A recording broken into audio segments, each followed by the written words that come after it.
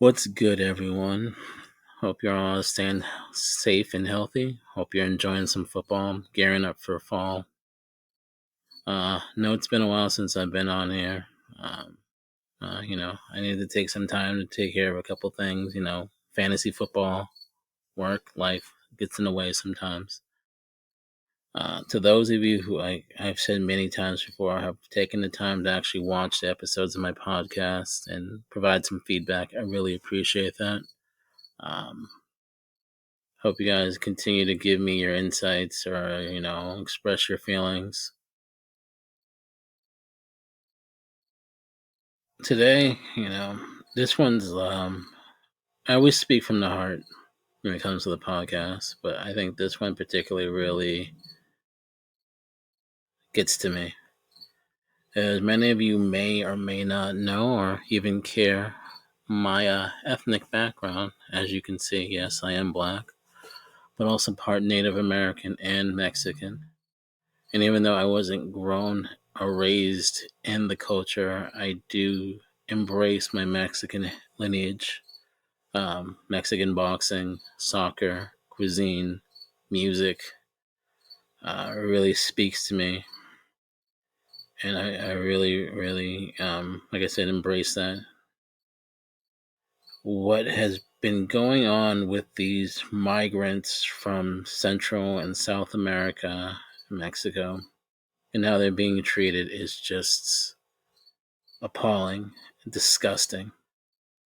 The stunts that Ron DeSantis and Greg Abbott are pulling just show you how despicable people can be, and how the most of these Republicans out there truly feel about humanity. The party that claims to be about pro-life and Christian values treats human beings like pawns in a game. I mean, they claim pro life when the life is in the womb, but when they're on the earth, they don't seem to give two squirts about them. The only people they seem to really care about are white Christian nationalists. But I mean, like I've said before, not everyone's a Christian, and we sure as hell aren't all white. I mean, it's just a reality. I mean, they were busing migrants to DC to like the vice president's door. New York, they even flew some to Martha's Vineyard. Now, some of you may say, well, what's the big deal? We have an immigration problem. Well, it's a big deal when you're not notifying the other cities that they're going to that you're sending migrants to their doorstep. They pretty much bamboozled and lied to these people. They promised them they would be given employment, opportunities for housing, and other assistance. It's gotten so bad that even the people who were flown to Martha's Vineyard are filing a class action lawsuit against DeSantis, or as I call him, Douche Santis. I mean, to call Abbott and DeSantis dicks would be insulting to the word, not to the people, because that's how low and disgusting they are.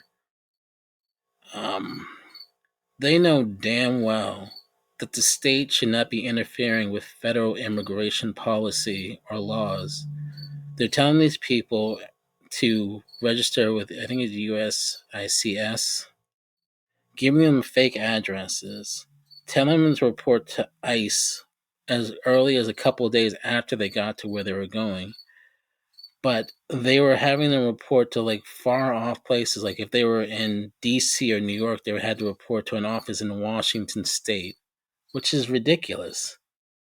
They didn't provide any food, any medical attention to these people.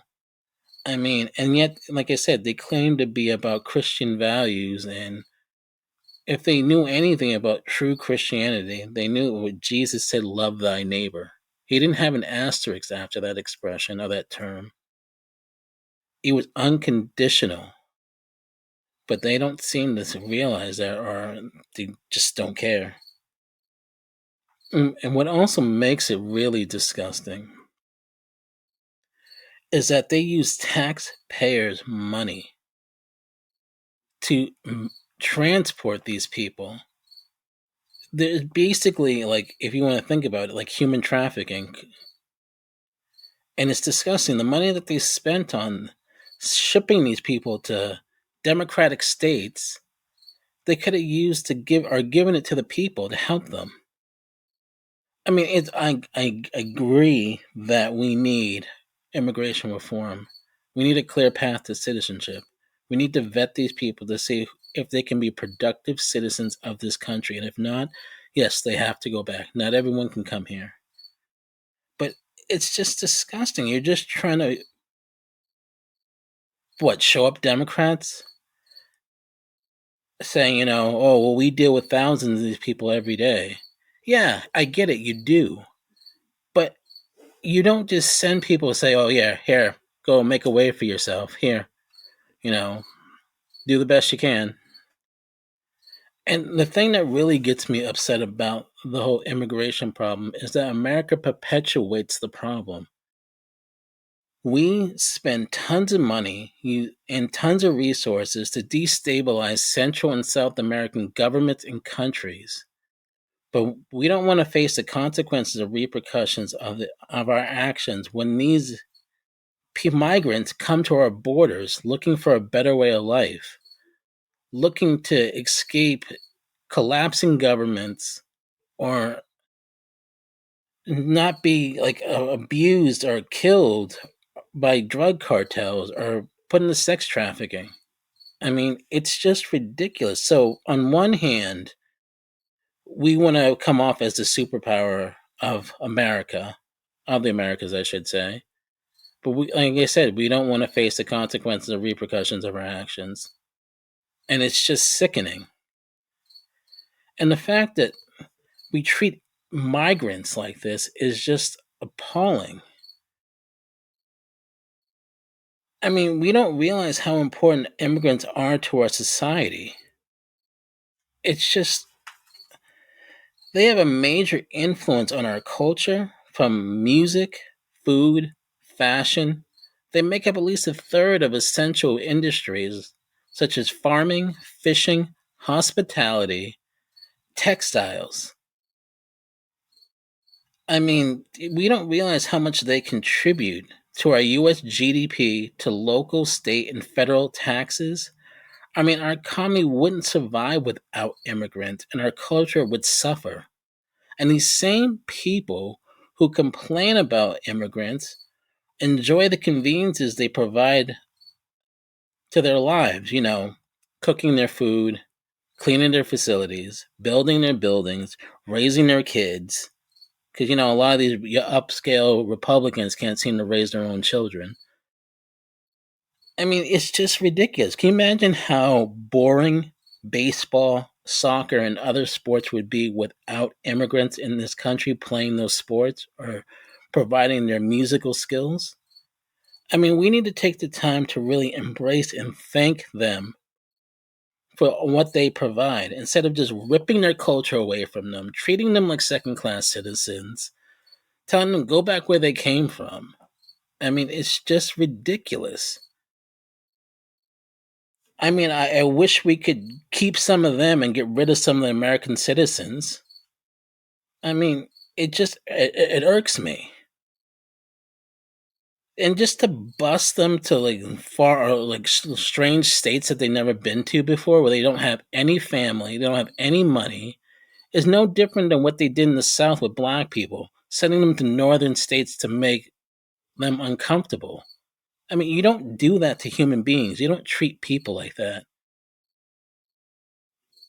I mean, you think in 2022 we would treat people with respect, but apparently politicians don't know to do that. And I'm not just saying it's only a Republican fault. Immigration itself is left, right, blue, red, Democrat, Republican, independent.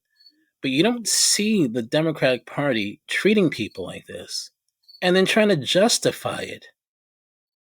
I mean, it's sickening. I mean, these same people, like I said, enjoy the benefits, but then they want to scapegoat them and say, oh, well, they're coming to take your jobs.